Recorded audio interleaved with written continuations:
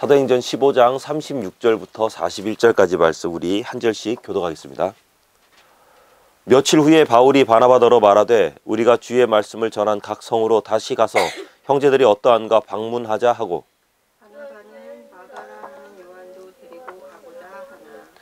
바울은 밤빌리아에서 자기들을 떠나 함께 일하러 가지 아니한 자를 데리고 가는 것이 옳지 않다 하여 서로 심히 다투어 피차 갈라서니 바나바는 마가를 데리고 배 타고 구브로로 가고 바울은 신라를 택한 후에 형제들에게 주의 은혜에 부탁함을 받고 떠나 수리아와 빌리기아로 다니며 교회들을 전도하게 하니라. 아멘. 사도 바울의 1차 전도 여행은 약 2년에 걸쳐서 진행됐고 그 총 거리만 해도 2300km입니다. 지금 뭐 2300km 비행기 타고 이렇게 몇 시간 가면은 끝나는 거리지만 당시에는 뭐 장난이 아니었죠. 2300km 사실 실질적으로도 굉장히 먼 길입니다. 우리나라 경부선, 그러니까 서울부터 부산까지 있는 경부고속도로가 총 길이가 413km, 413km 정도 되니까 서울, 부산을 경부고속도로로 총 3번을 왕복해야 되는 거리. 그 거리를 걷기도 하고 때로는 마차를 타기도 하고 그리고 때로는 배를 타기도 하고 그렇게 하면서 상당히 먼 거리를 이동했으니까 결코 쉬운 길은 아니죠. 그리고 얼마나 열정적으로 사역했습니까? 전도여행 초기에 마가가 전도여행 팀을 이탈해버리고 비시디아 안디옥에서는 쫓겨나기까지 했습니다. 이고니온에서는 유대인들과 이방인들이 돌로 치려해서 피하는 사건이 이고니온에서는 일어났었고요. 루스드라에서는 실질적으로 유대인들이 군중들을 충동해서 사도 바울에게 돌을 던지게 합니다. 그래서 사도 바울이 죽은 줄 알고 성 밖으로 던져지게 되는 그런 사태까지 벌어지게 됐죠. 하지만 그 생고생을 하는 그 과정에서도 말씀의 열매들은 무럭무럭 이렇게 열렸고 그리고 잘 자랐습니다. 이토록 열심히 다니면서 많은 교회를 개척했기 때문에 바울과 바나바에게는 한 가지 의문점이 생겼어요. 과연 이 사람들이 신앙생활을 잘 하고 있는가? 믿음을 굳건히 잘 지키고 있는가? 라는 거였어요. 그래서 바울과 바나바는 2차 전도여행을 시작하기로 마음을 먹습니다. 그런데 이게 시작부터 삐그덕거립니다. 개척한 교회의 신앙을 돌아보고 그들을 돕겠다는 선한 마음으로 시작된 아주 좋은 프로젝트였는데 이것이 뜻밖의 암초를 만나게 돼서 평생을 함께 동역하고 사역할 것만 같았던 바울과 바나바가 갈라서게 되는 그런 초유의 사태로 벌어지게 되죠. 이 사건은 초대교회 전체의 흐름에 큰 획을 그을 만큼 엄청난 사건입니다. 사실 이 바울과 바나바 절대 싸울 것 같지 않은 그런 사람들이었어요. 찰떡 같은 팀워크였죠. 얼마나 많은 그런 말씀의 열매들 그리고 사역의 열매들을 맺으면서 최고의 사역을 감당했었습니까? 그런데 그런 그들을 갈라서게 만들었던 그 이유를 제공한 사람이 바로 마가라 하는 요한, 이 한 젊은이 때문이었습니다. 이제 이 내용들이 오늘 함께 읽었던 본문의 37절부터 39절에 나오는 내용인데요. 발단은 1차 전도여행에서 일어났습니다. 전도여행 초기에 밤빌리아에 도착했을 때 한 팀원이 집에 가겠다고 합니다. 뭐 가진 핑계를 댔겠죠. 몸이 좀 안 좋아서, 컨디션이 안 좋아서, 뭐 집안에 결혼식이 있어서, 어머니 뭐 위독하셔서, 뭐 이런저런 뭐 여러 가지 이유에 어찌 됐건 이제 전도여행을 시작하면서 사역이 본격화되려고 하는 그 시점에서 선교여행의 그 선교팀의 젊은 멤버였던 그 청년이 돌아가 버리는, 그러니까 바울과 바나바의 고충이 이루 말할 수 없었겠죠. 아마도 바울에게는 그때의 기억이 굉장히 강렬하게 남아 있었나 봅니다. 그런데 교회에서도 마찬가지예요. 교회에서도 보면 어떤 일을 시작해서 함께 진행하다 보면 중간에 꼭 이탈하는 경우가 발생하게 됩니다. 하나님의 일을 해도 예외는 아니죠. 때로는 뭐 이런 생각이 있습니다. 불공평하게 막 일들이 나한테, 다른 사람들은 다 안 하는 것 같은데 모든 일이 다 나한테만 몰리는 것 같은 그런 생각들. 팀원들끼리 서로 성격이 맞지 않을 때도 있죠. 그리고 열심히 나는 사역을 하고 있었는데 어느 틈엔가 나에 대해서 막 이상한 루머가 돌기 시작합니다. 그러면서 억울한 누명을 쓰게 되기도 하죠. 하지만 어떤 이유에서든지 사역을 시작했으면 포기하지 마시기 바랍니다.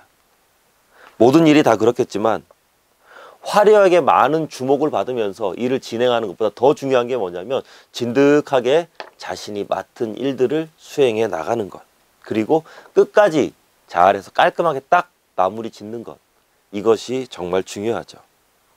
지금 맡으신 사역이 무엇이든, 그리고 어떤 것을 감당하고 있든지 간에 하나님께서 부르시는 그 순간까지 진득하게 잘 마무리 지으시기를 축원합니다. 자, 이렇게 마가가 중간에 돌아가 버리니까 그 깐깐한 바울 이 성격이 어떻겠어요? 뭐 이런 친구가 다 있어 하면서 기도 안 찼을 것인데, 2차 전도여행을 가자고 하니까 갑자기 바나바가 그 친구를 데리고 가겠다라고 이렇게 이야기합니다. 아마 딱 부러지는 바울이 아마 이런 식으로 얘기했을 것 같아요. 이봐요, 바나바 형, 지금 자기 조카라고 감싸주는 겁니까? 그때 마가가 중간에 파토 내고 돌아가서 우리가 얼마나 고생하고 힘들었는지 벌써 잊었어요? 마가는 비겁한 사람입니다. 머리는 좋을지 몰라도 너무나도 나약합니다. 신뢰가 가지 않습니다. 사역은 영적 전쟁인데 그 영적 전쟁터에서 갑자기 자기 개인 사정으로 돌아가 버리겠다. 이런 일이 또 일어나지 않을 보장이 어디 있겠습니까? 저는 못 데리고 갑니다. 절대 우리 팀에 넣을 수 없습니다. 자, 바울은 이렇게 말했을 것 같아요. 그런데 바나바는 그러면 어떻게 말했을까? 이봐요, 바울씨, 예전에 마가가 그처럼 중간에 돌아가 버린 것 뭐라 말할 수 없을 정도로 굉장히 안 좋은 일입니다. 제가 우리 조카 아주 그냥 따끔하게 혼을 냈습니다. 본인도 충분히 반성하고 뉘우치고 있으니까 우리 한 번 더 기회를 주는 것이 어떻겠어요? 꼭 제 조카라도 그런 게 아니라, 아닌 말로 우리 중에서 젊은 시절에 실수 안 해본 사람 누가 있습니까? 사고 안 친 사람 누가 있어요? 이런저런 이유로 다 잘라버린다면 누가 선교여행 가고 누가 주의 일을 감당하겠습니까? 주님의 제자들도 다 도망쳤거든요. 지금 개척해야 하는 시기고 일꾼이 필요하니까 우리 한 번만 더 기회를 줍시다. 아마 이렇게 말했을 것 같아요. 바나바는 평소에도 다른 사람들을 격려해주고 포용해주는, 믿어주는 사람이었습니다. 솔직히 바울도 이런 바나바 덕분에 지금의 모습으로 설 수 있었거든요. 누구도 가까이 하지 않을 때, 어떤 사람도 바울을 믿지 않을 때 이 바나바가 바울을 믿어주고 사역의 길을 열어주면서 마음껏 자신이 갖고 있는 달란트를 펼칠 수 있도록 만들어 주었죠. 만약에 바나바가 없었다면 지금의 바울은 없었을 것 같아요. 바나바는 사람을 이렇게 세워주는 사람이었습니다. 귀신을 쫓아내거나 병을 낫게 하거나 아니면 뭐 죽은 사람을 살리거나 어떤 그런 기적을 보여주지는 않았지만 바나바는 누구도 범접할 수 없는 아주 훌륭한 인품을 가지고 있었던 그런 사람이었어. 바울이 불가능해 보이는 모든 사역을 가능하게 하면서 팍팍팍팍 치고 나가죠. 그런데 그렇게 사역을 팍팍팍 치고 나갈 때 모든 사람들이 다 해피하냐? 그렇지 않습니다. 그렇게 강하게 사역을 치고 나갈 때는 항상 그 사역의 그 언저리에는 적응하지 못하는 사람들, 힘들어하는 사람들이 꼭 발생하게 마련이죠. 그렇게 어려움에 처한 사람들을 바나바가 다가서서 싸매주고 위로하고 감싸주는 그런 역할을 아마도 감당했을 거예요. 상담 잘하고 주변을 잘 돌아보고, 그리고 자기 재산 다 팔아서 가난한 사람에게 나눠주고, 정작 자신은 그리스도의 복음을 전하기 위해서 온 세계를 떠도는 그런 따뜻한 마음을 가진 사람, 가능하면 모든 사람과 더불어 화목하려 했던 피스메이커가 바로 이 바나바였던 것입니다. 자, 그렇다면 바울과 바나바, 이 두 사람의 입장 중에서 잘못된 입장이 있을까요? 누구도 잘못되지 않았습니다. 그런데 잘못되지 않은 사람들끼리 팍 이렇게 붙어버린 거죠. 그리고 해결점을 결국에는 찾지 못하고 갈라서 버립니다. 이런 안타까운 상황을 보면서 우리가 배울 수 있는 영적 교훈이 있는데요. 바로 하나님의 사람들이 천사가 아니라는 거예요. 서로 간에 의견 충돌이 있을 수도 있고 갈등 관계로 내몰릴 수도 있다라는 것입니다. 특별히 많은 성도님들이 교회의 리더십들 가운데서 분란이 일어나고 갈등과 반목의 모습을 보면서 많이 시험에 들기도 합니다. 어떻게 교회가 이럴 수 있나? 교회는 뭔가 달라야 되는 것이 아닌가? 어떻게 저렇게 다툴 수 있나? 저 사람들 뭐 성령이 있는 사람이야? 라고까지 이렇게 생각을 하죠. 그럼 조금만 달리해서요, 바울과 바나바는 성령이 없어가지고 둘이 헤어졌을까? 사랑하는 성도 여러분, 교회는 천국이 아니라 천국을 연습하는 곳이에요. 교회의 머리이신 예수님은 완전하지만 그 몸을 이루고 있는 지체인 우리들은 굉장히 불완전합니다. 예수님 만나서 옛사람의 잔재가 다 없어지고 큰 변화를 받고 많이 깎이고는 있지만 우리의 마음속에는 어디엔가는 그 옛사람의 모습들이 숨겨져 있다는 것이죠. 사실 우리 성깔 없는 사람 어디 있습니까? 한 성깔씩 다 하잖아요. 하나님의 한량없는 은혜로 우리의 못난 모습을 덮어놓기는 했지만 때때로 삐죽삐죽 이렇게 솟아오르는 우리의 감추고 싶은 모습들, 그런 모습들은 다른 사람들과 충돌하기 일쑤입니다. 혹시 주변에서 갈등이 일어났거든 그냥 그러려니 하세요. 아이고 또 버리지 못한 옛 자아들끼리 부딪혔구나 라고 그냥 그러려니 하세요. 누구든지 다른 사람들과 갈등 상황에 처할 수 있어요. 중요한 것은 그것이 본질의 문제냐 비본질의 문제냐라는 것이죠. 비본질의 문제는 바로 문화의 차이, 성장 배경의 차이, 관점의 차이, 그리고 타고난 성격의 차이, 뭐 그런 것들입니다. 서로의 다름을 인정하고 존중하는 것이 중요해요. 바울과 바나바 중에서 그 누구도 틀린 사람 없습니다. 두 사람은 그저 다른 색깔을 가지고 있었던 사람인 거죠. 햇빛이 비추는 곳에다 프리즘을 딱 갖다 대면 어때요? 빨주노초 파남보 색깔이 쫙 이렇게 나눠집니다. 그런데 그 중에서 어떤 빛이 햇빛이냐 라고 하면은 빨간색의 햇빛이에요? 아니면 보라색의 햇빛이에요? 아니죠. 그냥 다 햇빛이에요. 로마서 2장 1절을 보면 이런 말씀이 있습니다. 그러므로 남을 판단하는 사람아 누구를 막론하고 내가 핑계하지 못할 것은 남을 판단하는 것으로 네가 너를 정죄함이니 판단하는 내가 같은 일을 행함이라. 사람이 모인 장소에는 얼마든지 갈등이 일어날 수 있습니다. 많은 사람들이 모여서 함께 공동체를 이루는데 만약에 그 가운데 갈등이 일어나지 않는다 그러면은 그것이야말로 위선이고 교만인지도 모릅니다. 자, 아무튼 우리가 상대방을 판단하지 않고 정죄하지 않으면서 위선과 교만의 늪에 빠지지 않는 유일한 방법은요, 본질을 놓치지 않는 거예요. 비본질에 너무 기대지 말고 본질인 것에 더욱더 우리가 매진할 때 우리는 사단의 꾀으로부터 시작되는 시기와 미움과 다툼으로부터 자유로워질 수 있습니다. 그렇다면 본질이 무엇이냐? 이 본질은요, 바로 우리가 복음을 믿고 그리고 같은 복음을 가지고 그리고 복음 안에서 살아가며 그리고 같은 복음을 전하고 있다. 이것이 바로 본질이에요. 이단은 다릅니다. 이단은요, 다른 복음을 믿고 있어요. 그렇기 때문에 우리는 이단과는 결코 타협하지 않죠. 이단과는 결코 함께할 수 없습니다. 복음 자체가 다르기 때문에. 굉장히 본질적인 부분이 다른 거예요. 하지만 같은 복음을 믿는 신앙의 공동체, 믿음의 공동체, 그리스도의 성육신을 믿고 십자가의 대속사건을 믿고 그리고 죽음과 부활 그리고 다시 오실 우리 주님을 고대하고 기다리고 있는 우리는 같은 공통 분모를 가지고 있는 본질상 같은 하나님의 자녀라는 것이죠. 비본질적인 것으로 너무 흔들리지 마세요. 그것에 너무 집중하지 마세요. 다 함께 하나님을 믿고 하나님의 자녀로 살아가는 사람들이고 같은 성령 안에서 같은 성령의 역사를 바라보면서 그 역사하심을 따르는 사람들인데 비본질적인 것들 때문에 단순히 나와의 다름으로 인해서 그리고 성격이 다르고 나와 생각이 다름으로 인해서 우리의 마음 가운데 형제를 미워하고 자매를 미워하는 그런 죄를 쌓아가고 있다면 얼마나 불행합니까? 이것은요, 사단이 그리스도인들을 이간질하려는 수작일 뿐입니다. 문제를 문제화시키면 더 큰 문제가 됩니다. 하지만 문제를요, 은혜로 덮어주잖아요. 그러면은 그 공동체는 더욱더 성숙한 공동체가 돼요. 어떤 문제가 생겼을 때, 특히 사람과 사람 사이에 문제가 생겼을 때 그 문제를 해결하려고 막 이렇게 접근하죠. 그러면은 결국에는 마지막에 상처만 남아요. 누가 옳고 누가 그른지 결판을 내려고 하죠. 꼭 끝을 보려고 합니다. 막 끝까지 하면 갈 때까지 가보자.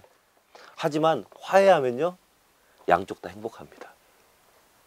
그런데 우리의 완악함과 고집스러움은 상처가 남더라도 자존심을 세워가면서 화해보다는 해결을 하려고 하는 그러한 모습을 보이려고 하죠. 사랑하는 성도 여러분, 우리는 모두 교회의 머리 대신 그리스도의 몸을 이루는 각각의 지체입니다. 몸의 기관이 각각의 역할을 다 수행할 때 건강한 모습으로 살아갈 수 있듯이요. 우리 여성분들 화장을 해도 어떻게 해요? 조화롭게 화장하는 게 중요하죠. 자동차도 각각의 부속이 각각의 기능을 발휘할 때 그때 최고의 성능을 발휘하는 것처럼 우리 모두도 각각 다른 사람들이 모여서 자신만의 아름다운 모습으로 하나님을 찬양하고 경배하며 하나님을 영광 올리고 각각의 사역들을 감당할 때 나에게 맡겨주신 그러한 모든 것들에 감사하며 나 자신을 헌신하시기 바랍니다. 그리고 그 헌신하는 과정 가운데 나와 다름이 보이거든 그 다름을 보고 손가락질하기보다는 그 다름을 그리스도의 은혜로 덮어줘 보세요. 그러면은 우리의 모든 헌신은 주님께 드릴 만한 영광스러운 빛이 될 것입니다. 우리 모두 한 사람 한 사람 너무나도 소중하고 아름다운 사람들입니다. 그리고 우리 한 사람 한 사람은 다 주님의 존귀한 자녀들입니다. 자, 이렇게 초대교회의 두 거두가 갈라서게 됩니다. 그렇게 하면서 예루살렘 교회는요, 큰 위기에 봉착하는 것으로 생각하면서 두려워했을지도 몰라요. 리더십, 최고 리더십 두 명이 완전히 그냥 딱 이렇게 서로 등을 돌렸으니까요. 하지만 이런 위기는요, 하나님께서 숨겨놓으신 기가 막힌 기회로 변하게 됩니다. 원래 바울과 바나바는 헤어질 생각이 없었어요. 바울의 회심 초기로부터 바울은요, 바나바를 마치 이렇게 큰 형님처럼 이렇게 잘 따랐고, 바나바 역시 바울을 굉장히 잘 섬겨주었던 그런 관계였죠.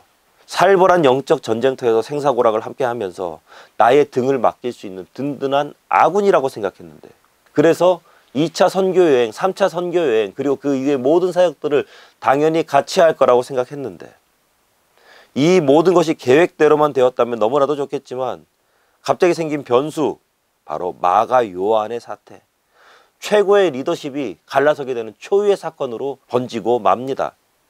주변에서도 많이 놀랬겠죠. 깜짝 놀랬겠죠. 그런데 진짜 가장 많이 놀란 사람들은 누구였을까요? 아마 바울과 바나바 당사자들이었을 거예요. 가장 큰 충격을 받았을 것입니다. 그리고 이것으로 인해서 또 다른 변수가 하나 생겨나게 되는데, 선교여행 코스가 바뀌게 됩니다.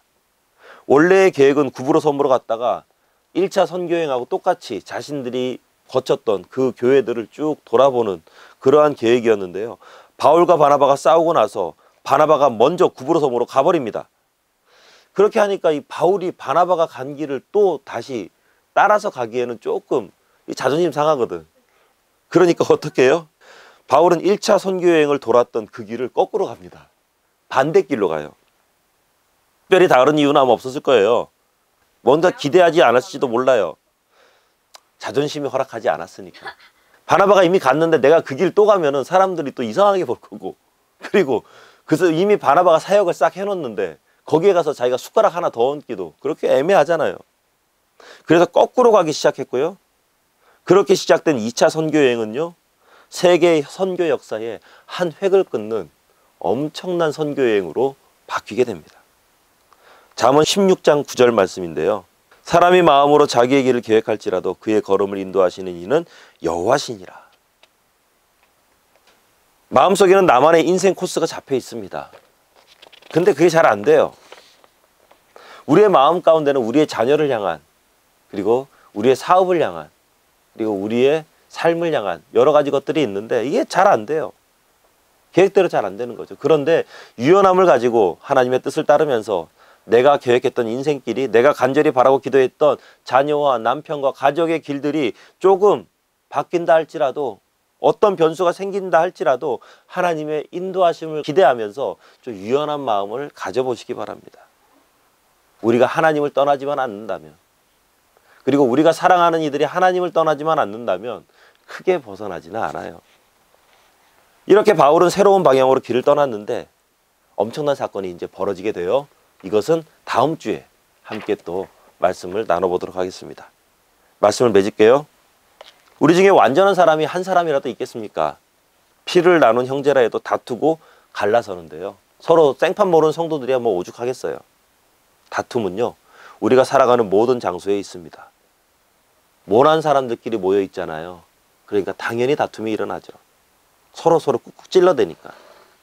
그렇기 때문에 이 자연스러운 이것을 부자연스럽게 바꾸려고 노력하지 마십시오. 다시 말해서 싸움이 일어나고 다툼이 일어나는 것들을 억지로 찍어 누르려고 그렇게 너무 노력할 필요는 없다는 것입니다.